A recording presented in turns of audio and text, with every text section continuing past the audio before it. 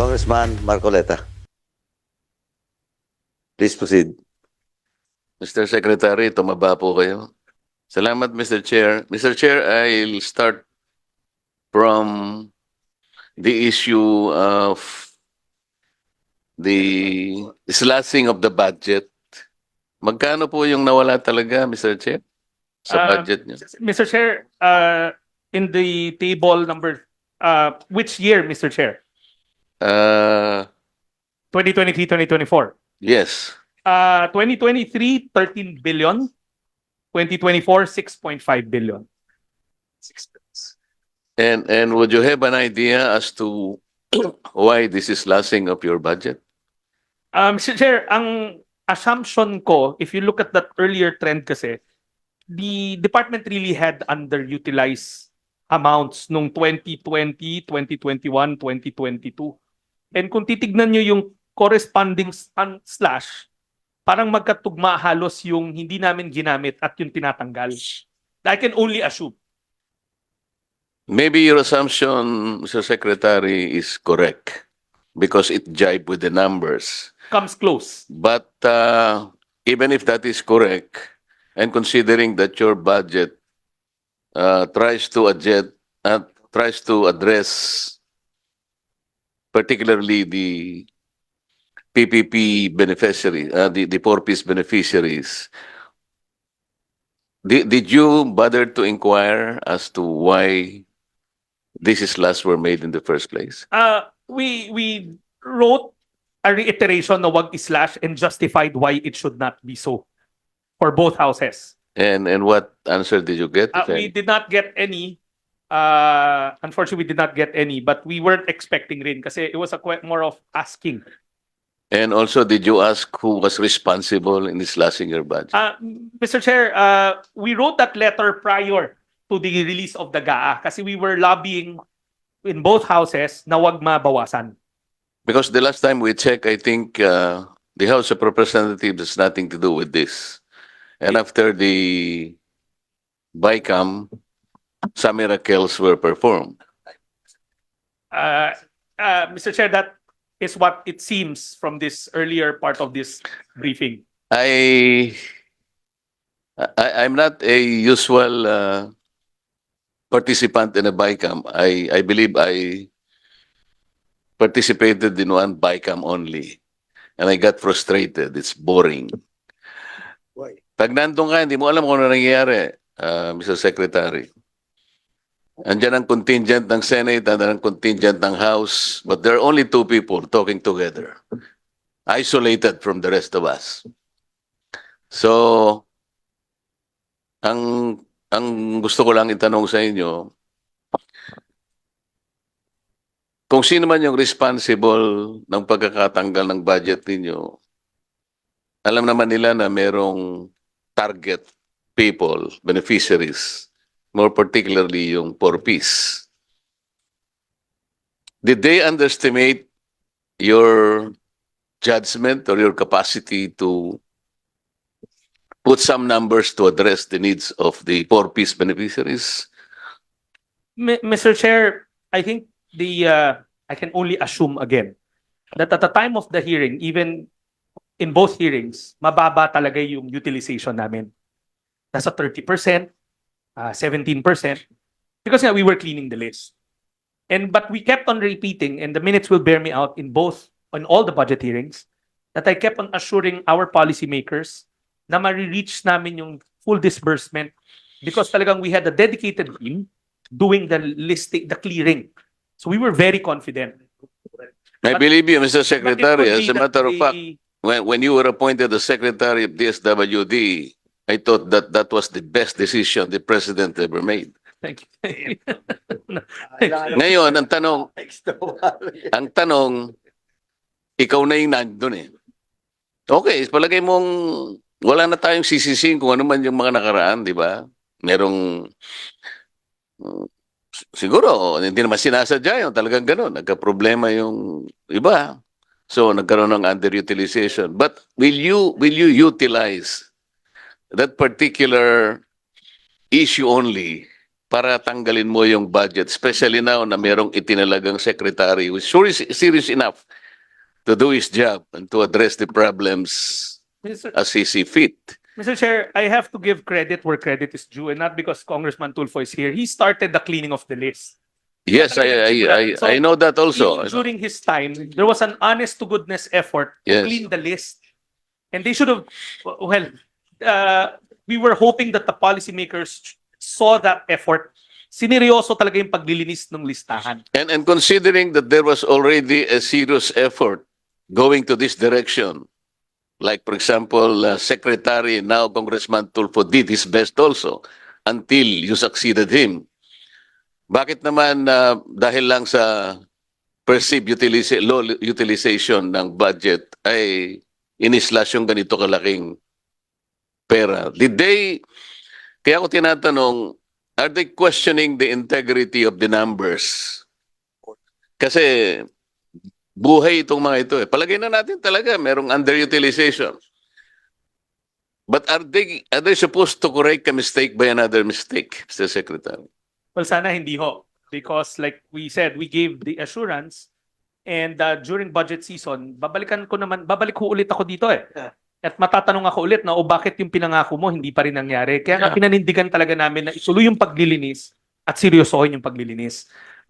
We were probably hoping that they gave us the chance to show full utilization. Total, at the end of the day, babalik kami sa Kongreso to ask for money. At makikita nyo ulit kung noong 2023, hindi namin na-utilize. Then, walang credibility yung hiningi namin na leeway. 400 or 800,000 households, equivalent to something million 4-piece beneficiaries. Yung 4-piece PPP, Pantawid Pamilyang Pilipino program, talagang tawid lang eh. So, with this, talagang itatawid mo lang eh. You are not even sure how far you were able to tawid him. Baka nandun pa rin siya ng edge, di pa siya nakakalayo eh. Pagkatapos, biglang tinanggal itong 8 or 9 billion pesos. What is the quality of the tawid system now? Are you not bothered that some of those people na naitawid mo na, baka sakasakaling isa-isa nang bumabalik doon sa pinanggalingan nila? Mr. Chairman, I'm very bothered by that. We are very, very bothered by that. And that's why we, for the record, and I guess it's subject to another hearing, and that's why we will welcome the Near Poor program, the ACA program. Kasi that's really meant as a crutch for the near poor. I'd like to think na pag non-poor ka dito, hindi ka naman sobrang yaman, nandun ka lang, barely making it in that poverty threshold. And one shock, baka bumalik ka ulit sa ilalim. So, that's a separate topic altogether, but bothered, definitely very bothered. Yun nga, Mr. Chair, Mr. Secretary, ganun kabuhay yung foundation ng program na to eh. Konting galaw mo lang to, baka bumagsak siya uli. So, dapat sana kung sino man yung responsible sa gumawa nito, inisip niyang mabuti ito eh. These are 4 million Filipinos who are supposed to be underprivileged na kung kinakailangan suportahan talaga. Ngayon, maring sinasadya niya, maring hindi. Mr. Chair, paano ba natin malalaman kung sino yung responsible dito? Anyway, that query was directed a while ago to Sec Rex Gatchalian, but of course he cannot answer it because he's not part of the BICAM. But of course, Congressman Abalos manifested based on press report that it was the good Senator Amy Marcos that proposed to slash the budget for 8 billion. And it is on record now in this committee through the manifestation made by Congressman Abalos. No, but in fairness to Senator Amy Marcos, Mr. Chair, we cannot make any judgment based on press reports. No? Siguro, ang pwede natin gawin, let's make an official inquiry. Paano nangyari yan? Because the good secretary might know that my party list is sakip. sa GIF is social amelioration and genuine intervention on poverty, because the sector of this representation is the urban poor. Malaki ang stake ko naman dito sapagkat sector ito na aking ginagalawan dito. For the longest time I've been representing this. Bakit naman nagkaganon? There should be a reason. Malaking Malaking problema to, Mr. Chair. Hindi naman basta naisip niya lang, napanaginipan niya, biglang tatanggalin ito. Simply because there was underutilization here and there. Siguro kung pinag-uusapan natin dito are projects, DPW, wala namang buhay na pinag-uusapan dun Unless hospital ang pinag-uusapan sa ibang. Pero ito kasi, pangsalag sa mga taong, itatawid mo lang dapat palakasin mo talaga yung kumbaga dapat may mga riprap ka dito para hindi sila bumagsak. Tas inalisan mo kaagad ng ganito karami. This is a very serious issue, Mr. Chair. Sana we should have a formal inquiry. Sino yung responsible from here? Nasaan na pagkatapos ng mag-bycam nawala bigla? Let us do everything possible. Not only probably to identify who is or are responsible, but maybe better, yung maibalik sana natin ito. I hope it is not too late, Mr. Secretary. Mr. Chair, we appreciate the effort of this chamber to help us cope with this deficit. And we will cooperate with whatever data will be asked from us, as earlier said. We will churn out all the data and send it to the committee. Yes, nakakaawa ang departamento mo.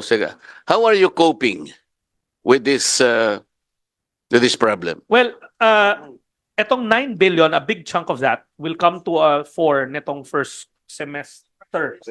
First semester kasi nag-submit na ng compliance So, one, we are now expecting a barrage of grievances.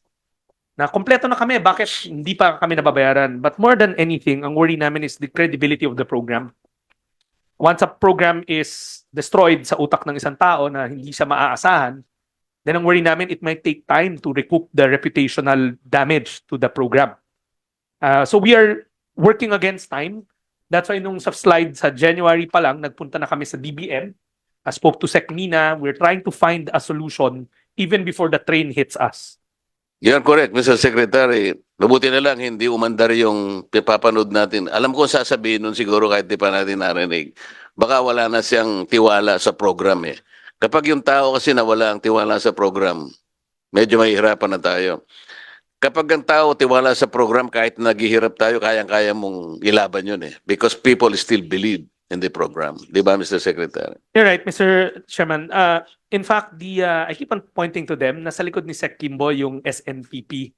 They're a group that represents NCR base, or Greater Metro Manila base, nationwide beneficiaries. Dahil kami nag-uusap. In fact, we have arguments kung bakit ma-exit. But at the end of the day, we always leave the room saying na we'll keep on studying. They're part of the group that pointed out the moratorium. They're part of the group that also pointed out the delays. Yung unseen na tawagin namin, wala na lang bigla. Dahil sa kanila rin yon. And ang worry ko, alam rin nila to na tutuligsain rin sila as the officers kung bakit hindi nabayaran. O pinangako na may moratorium, pinangako na nabalik, pinangako na mag-submit, babayaran. So, worried rin kami, pare-parehas. Kasi nag-submit na ng compliance, doon ako I'm a bit worried with that. Kung ang tao nag-submit, ibig sabihin done na siya sa assignment niya, our assignment is to credit it to their accounts.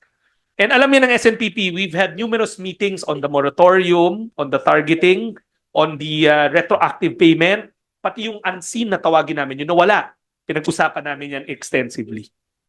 We fully sympathize with your predicament, Mr. Secretary, and if anything that you can suggest that this committee will do, please suggest. We will, Mr. Chairman. We'll collate ways forward also that maybe the committee can consider as a means to move forward. Maraming salamat po mga ka-blessings.